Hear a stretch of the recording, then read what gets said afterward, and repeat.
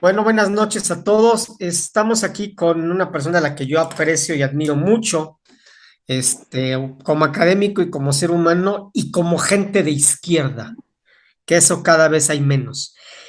Carlos Figueroa Ibarra, secretario de Derechos Humanos de la Dirigencia Nacional de Morena. Hoy vamos a hablar de varios temas. Mi querido Carlos, ¿cómo estás? Buenas noches.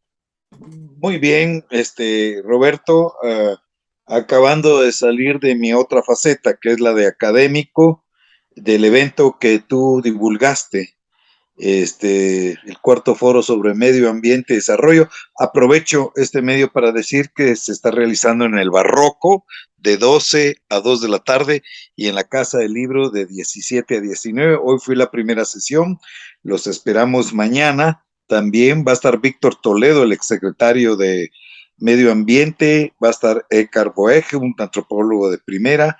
Bueno, vienen muchos académicos. Terminamos el miércoles el jueves de 12 a 2 de la tarde en el Salón Barroco y en la Casa Gilberto Bosques, el Salón Barroco el jueves hasta mediodía. Como ves, soy miembro de la Dirección Nacional de Morena, pero por fortuna también tengo una faceta como académico, que es lo que en realidad soy. Yo siempre he sido un académico que ha sido político, no un político que es académico. Mi querido Carlos, a ver, son tantas cosas que te quiero preguntar. A ver, primero, ¿qué chingados pasa en Morena? Tienen una elección abierta, interfiere la delegación de bienestar, interfieren los diversos gobiernos. López Obrador dice que todo salió fabuloso, perfecto, les aplaude, pero se supone que el 13 iba a tomar ya los cambios, pero estamos a 16 y no hay nada. ¿Qué pasa en Morena? Bueno, mira, lo que pasa en Morena es que la convocatoria al tercer Congreso Nacional Ordinario, que hizo por mayoría el Comité Ejecutivo Nacional, tiene una falla de fondo. La falla de fondo es que en el partido no existía un padrón de afiliación. Para poder hacer un congreso, tú tienes que tener a la ciudadanía de Morena registrada en un padrón. No existía ese padrón y no quisieron resolver ese problema durante 2019, 2020 y 2021. ¿Quién no lo quiso resolver? ¿Mario Delgado? ¿Berta No Luján? lo, no lo quiso resolver en Gabriel García, que era el secretario de organización en aquel momento, y luego no lo quisieron resolver el nuevo presidente en funciones, delegado, como fue Ramírez Cuellar, y posteriormente Mario Delgado. La manera de resolverlo es de la peor manera. Es hacer asambleas distritales que fueron el 30 y 31 de julio, donde la gente iba en masa a hacer dos filas, una para afiliarse y luego para pasar a votar. Esas no fueron las asambleas, eso fue lo que muchos hemos dicho, es el votas y te vas. Y una manera muy cuestionable de hacer un padrón de militantes de Morena. ¿No es algo ficticio? Es decir, hacerlo así, porque finalmente igual y Néstor Camarillo fue y votó y se afilió, ¿no? Bueno, pues es que yo creo que lo que sucedió en las 553 mesas de votación, o en la mayor parte de esas 553 mesas de votación en los 300 distritos, fue que pues las distintas maquinarias electorales que mueven las clases políticas de los distintos estados, pues llevaron al montón de gente acarreados a votar, a afiliarse, porque sabían que después esa misma gente iba a votar por las personas que ellos designaban. Ojo, yo no niego que a esas llamadas asambleas distritales no haya ido gente bien intencionada, gente que no fue acarreada. Sí, eso es así, pero lo que sí es cierto es que el acarreo y la compra de votos fue un fenómeno recurrente en las 300 asambleas, en las 300 distritos y en esas 553 mesas de votación. Eh, Ahora, el presidente dijo que habían ocurrido incidentes en 19 centros de votación de los 553. Probablemente sean los centros de votación que van a implicar la reposición de las votaciones en 17 asambleas distritales, en 17 distritos de los 300. Pero lo que no haya habido incidentes de violencia, quema de urnas, pues situaciones que alteraron el resultado de la votación o que hacen imposible saber cuál es el resultado de la votación, no quiere decir que en el resto de los lugares donde no hubo esos incidentes no se dieran este tipo de fenómenos de acarreo y de, digamos, la utilización de todas estas maquinarias electorales que son, digamos, fueron las más eficaces para poder colocar candidatos o digamos, congresistas electos para el tercer Congreso Nacional. Con eso se desvirtúa totalmente el espíritu inicial de Morena. El presidente, tú has mencionado a López Obrador, el presidente López Obrador dio por bueno y democrático el proceso. Eso es algo en lo que yo no estoy de acuerdo, ¿verdad? Pienso que ese proceso no fue bueno ni fue democrático y bueno, pues ni modo, toca, ¿verdad? En mi vida he querido ser disidente, querido Roberto. Soy un hombre relativamente convencional y por lo tanto ser disidente es algo que a mí no me ha gustado nunca, pero pues, a lo largo de 40 y tantos años, de 50 y tantos años de mi vida política me ha tocado ser disidente 3 o 4 veces y esta es una de ellas. Mi Ni querido modo. Carlos, tú eres un hombre de izquierda, eres un hombre decente. Me consta que has apoyado a Andrés Manuel desde hace un chorro de años. No te han dado nada, no has pedido nada, no has o sea, a diferencia de personajes como Claudia Rivera, Nachito Mier, de el mismo Alejandro Armenta, que digamos que viven o que han vivido de la 4T, tú no, tú eres un académico, ¿no? Mi pregunta es, ¿por qué no te apuntaste como candidato a consejero? Bueno, mira, en primer lugar sí soy un hombre de izquierda y soy un marxista y un comunista convicto y confeso, como diría José Carlos Mariátegui. No niego la cruz de mi parroquia.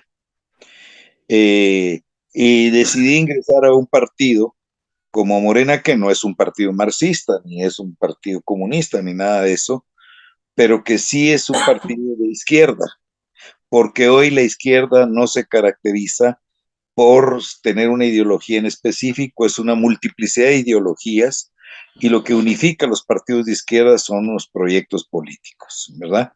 Y el proyecto político antineoliberal de Morena y el proyecto ético de Morena a mí me convenció.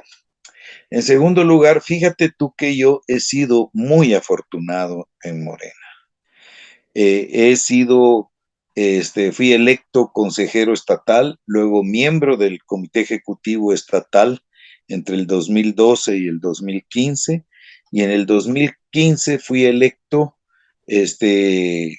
nuevamente consejero estatal, consejero nacional, y tuve el altísimo honor de ser electo miembro del comité ejecutivo nacional que encabezó Andrés Manuel López Obrador en el cargo de secretario nacional de Derechos Humanos. O sea, me considero un hombre verdaderamente afortunado en mi avatares y mi paso por Morena. Ahora, lo que sí es cierto, querido Roberto, es que a mí el ocupar puestos y estar luchando por candidaturas es algo que no ha sido como parte de mi preferencia.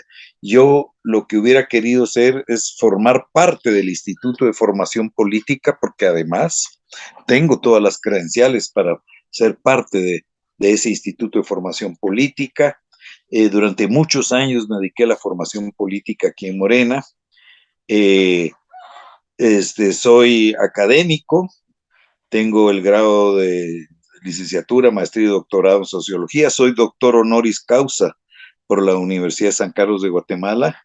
O sea, tengo conocimientos que me hubieran permitido cumplir un papel relevante dentro del Instituto de Formación Política, pero fui relegado de esa ¿Por quién?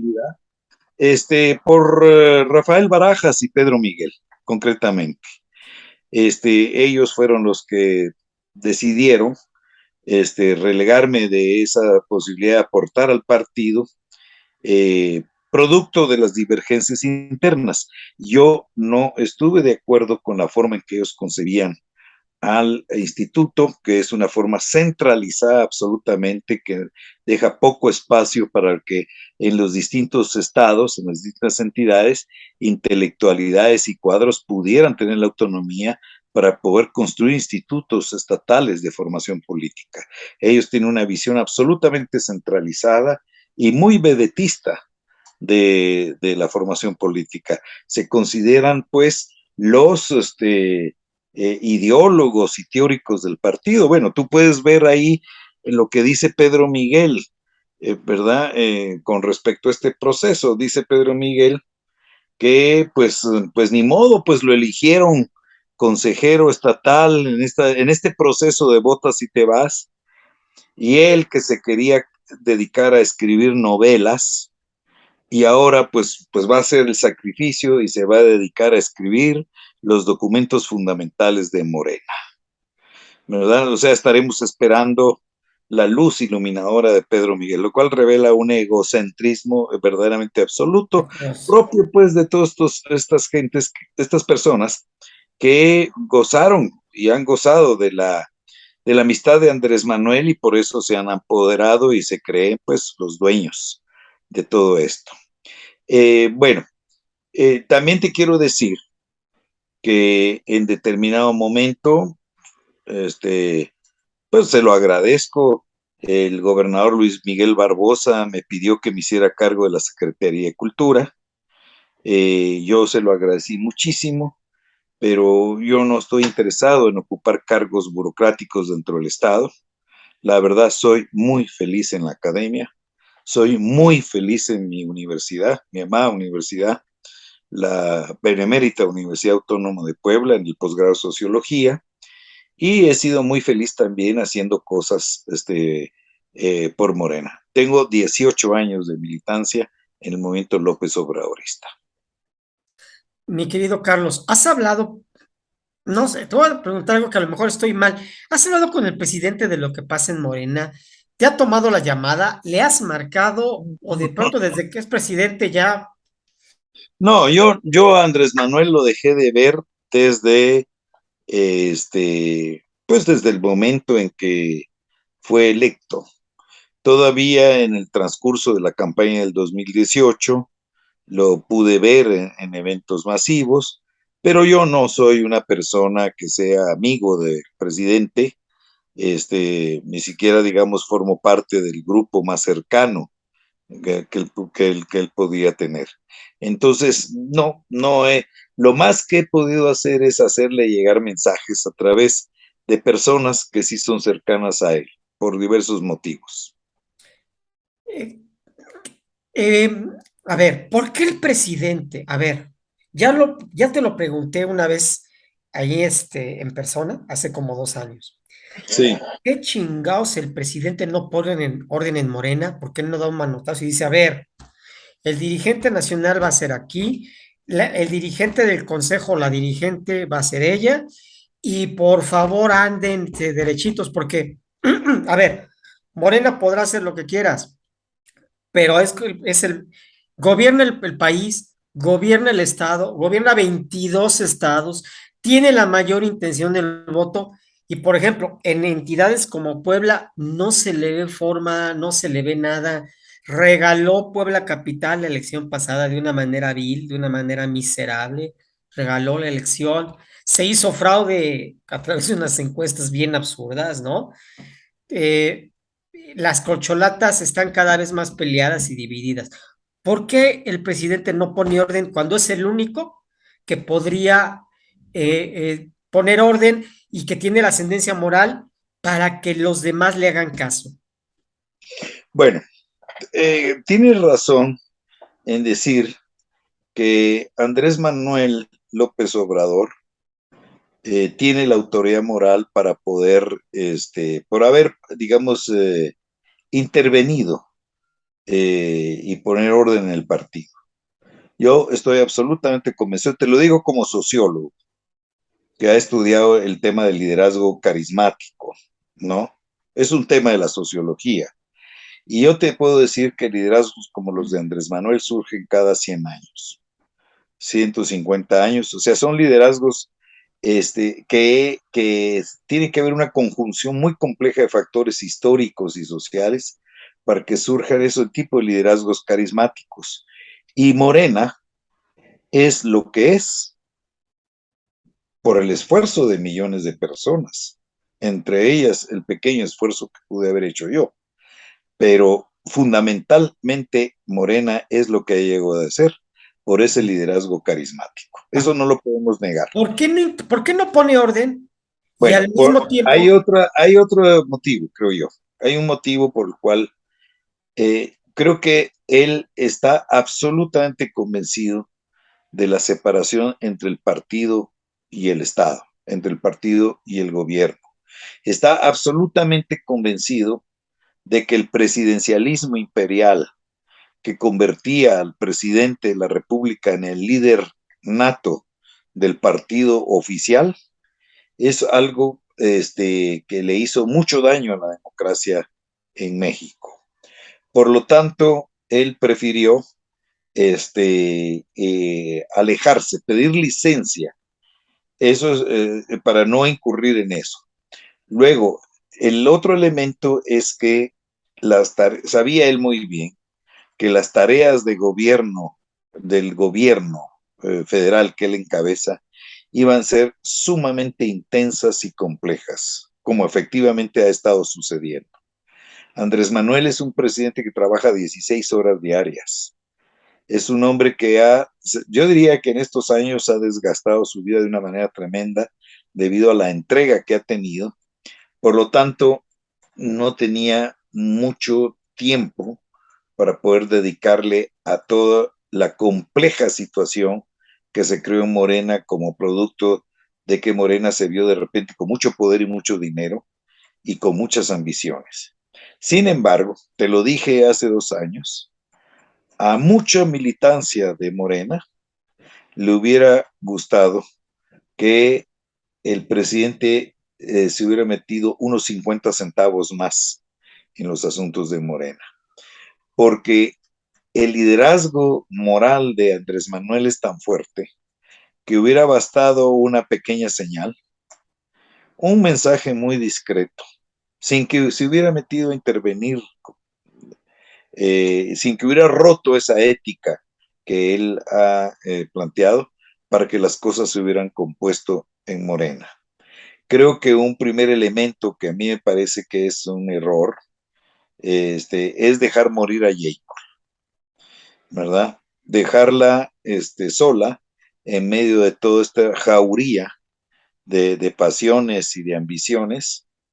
Y yo lo digo con toda propiedad porque el punto de vista que sostenía Jacob en el 2018 y 19 era de que había que regularizar el padrón y que Gabriel García tenía que regresar a la Secretaría de Organización ese padrón para auditarlo y ver a qué punto correspondía la realidad y reorganizarlo a efecto que hubiera podido realizarse un congreso en el 2019 con toda la propiedad. Esto fue lo que no se hizo. En 2020, cuando Xochitl Zagal asumió la Secretaría de Organización junto con la nueva presidencia, que fue de la Ramírez Cuellar, esa nueva secretaria de organización coincidió con este punto que te estoy diciendo. No había padrón y no se había hecho nada por regularizar el padrón, ¿no? Entonces, yo creo que si Jacob hubiera tenido un apoyo por lo menos un poco más explícito de parte del presidente, pues probablemente nos hubiéramos podido enderezar el partido y no estaríamos enfrentando todas las situaciones que enfrentamos posteriormente. Carlos, ¿no hay una actitud un poco hipócrita o sí, porque tan ambivalente de López Obrador hacia Morena? Porque al mismo tiempo que los deja que se deshagan, y que Mario Delgado, Berta Luján haga lo que se le hincha la gana, vamos, que pongan a sus familiares de diputados, que Evangelista se ponga de diputado plurinominal local y a su mujer de federal, que Nacho Miera a su hijo lo haga presidente municipal, a su hija diputada, vamos, que Claudia Rivera a sus hermanos los haga consejeros, vaya, que al mismo tiempo que se permiten estos accesos, hay una candidata muy fuerte a la presidencia, que es Claudia Sheinbaum, y todos sabemos que es la favorita del presidente, ¿no? No hay cierta hipocresía del presidente y que al mismo tiempo esto puede fracturar a Morena de cara al 2024. Bueno, te voy a decir que si Claudia Sheinbaum es la favorita del presidente, es la que está en su corazón, esto es algo que estoy convencido de eso. Andrés Manuel no va a mover un dedo. Y óyeme, te lo digo, Andrés Manuel no va a mover un dedo por Claudia Sheinbaum. Y te lo reitero, veo que te sorprende mucho Mucho. No, pues porque tu me fui de análisis es otro. espaldas. Porque tu análisis es otro. ¿Y sabes por qué? Porque la situación en el partido es tal que si el otro actor o los otros actores, Monreal, Marcelo Ebrard, ajá. Monreal saquémoslo porque Monreal está fuera de la jugada, ¿no? Pero, por ejemplo, si Adán Ebrard Augusto. o Adán Augusto percibiera que hay una operación política del presidente a favor de Claudia Sheinbaum, el riesgo de la fractura en Morena es terrible y por lo tanto lo que sucedería es que muy probablemente podríamos hasta perder las elecciones. Entonces, volvamos a 1940. Volvamos a 1940 cuando el presidente Lázaro Cárdenas, que tenía en su corazón y había un pacto de años atrás, en el sentido de que el general Francisco J. Mújica lo iba a suceder, finalmente optó por otra persona que no era el favorito de su corazón. Optó Ávila por Manuel Camacho. Ávila Camacho. Y que, por cierto, eso determinó después el curso de la Revolución Mexicana. Esa fue digamos, la primera muerte de la Revolución Mexicana. El La caballero segunda, de Colón, Manuel Ávila Camacho, muy conservador. y luego vino la segunda muerte, que fue Carlos Salinas de Gortari. Pero esa decisión que Cárdenas tomó en el 40 y que además pues le costó la amistad con Francisco J. Mujica, ¿verdad? Esa decisión la tomó haciendo un análisis del contexto hasta mundial el que estaba viviendo. La guerra mundial ya establecida, ¿verdad? Los Estados Unidos como una potencia que estaba en una situación límite, estaba ya en camino de la Segunda Guerra Mundial. Después, 11 meses después, vino Pearl Harbor, y no iba a permitir, digamos, una radicalización del proceso. Muy probablemente todos estos factores, más correlaciones de fuerzas internas, debe haber tomado Cárdenas, debe haber tomado en cuenta Cárdenas para tomar la decisión que tomó. En este caso, Andrés Manuel, a diferencia de Cárdenas, no va a tomar ninguna decisión. Lo que está planteando es que se haga una encuesta y que él apoyará a quien gane la encuesta. Y lo está diciendo de corazón. Y lo está diciendo de corazón porque sabe que una encuesta amañada, una encuesta, digamos, poco clara, con opacidad, como las que se han observado ya en Morena, ¿verdad? La quiso Podría Claudia Rivera implicar un candidata, ¿no? riesgo total. Carlos, ¿Cómo pero dices? como la quiso Claudia Rivera candidata, ¿no? Bueno, hasta estas alturas te voy a decir que no sabemos si se hizo encuesta o no. Pero a ver, pero entonces Claudia Sheinbaum no va a ser candidata, porque su única fortaleza, más allá de que esté en campaña adelantada, su única fortaleza es López Obrador. O sea, Pues no tiene no te, estructura. Su estructura son los gobernadores más ligados a López Obrador. bueno, pero no te creas, porque yo he estado viendo encuestas en las que está en empate técnico con Ebrard. Muy atrás está Adán Augusto López Hernández y que estaría más o menos a la altura de Ricardo Monreal. Y yo creo que también lo que sucede, mira, como diría el filósofo británico Berkeley, en el siglo XVII dijo, ser es percepción.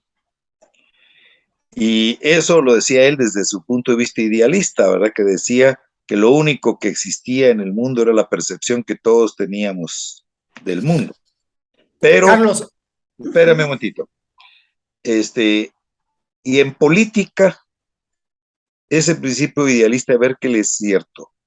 La percepción, es realidad. sea cierta o no sea cierta, es lo que cuenta en política. Y lo que tú me estás diciendo de que Claudia es la favorita del presidente, por lo visto es una percepción generalizada en la población en México. Y eso la puede ayudar en una encuesta. Coincido contigo. Carlos, retomando el tema de Morena,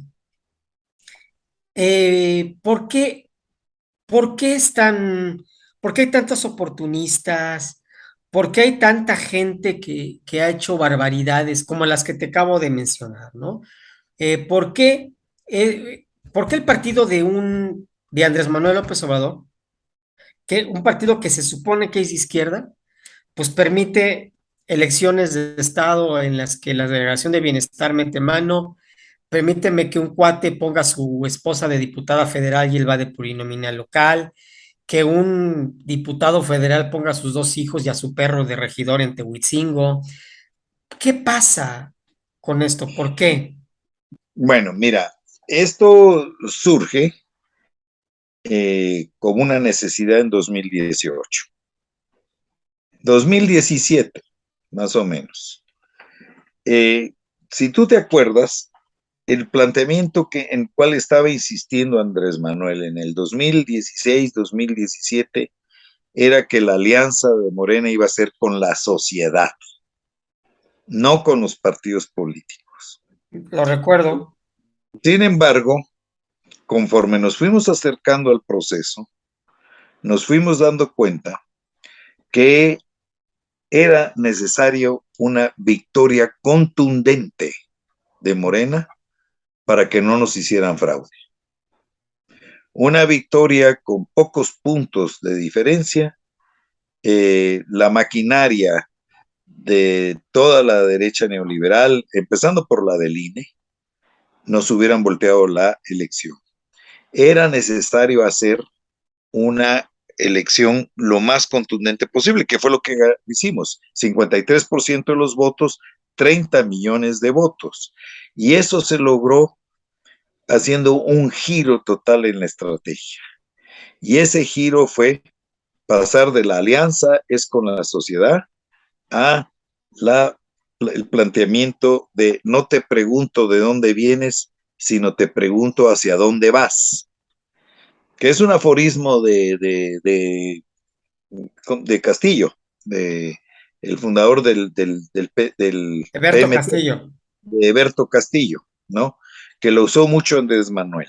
Entonces, en el 2018 nos tragamos los sapos, todos los sapos posibles, ¿verdad? Aceptando a un montón de gente que de repente les había caído el 20 y se habían vuelto obradoristas.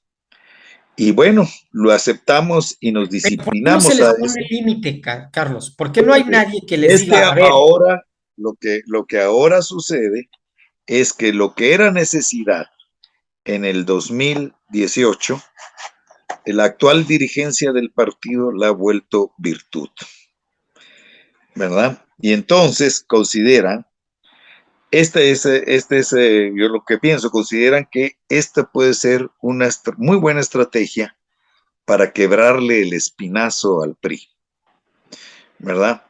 Entonces, si tú te fijas, los sectores más oportunistas del PRI, incluso del PAN, son los que están migrando hacia Morena, ¿no? Y esto al PRI lo está colocando ya en una situación de mucha debilidad, ¿verdad? Yo diría que el PRI es un partido en extinción y que esta estrategia de Morena lo está matando. La propia Dulce María Sauri Riancho se declara a sí misma como una priista leal total y ya le declaró a Alejandro Páez Varela que si a ella le toca apagar la luz y cerrar la puerta del PRI, lo va a hacer, pero que ella no se va a ir del PRI. ¿Qué es lo que quiere decir? Que la misma dirigencia priista está viendo que la que situación se del están PRI... quedando solos? Sí, bueno, y con ese dirigente que tienen ahora, peor todavía, ¿no?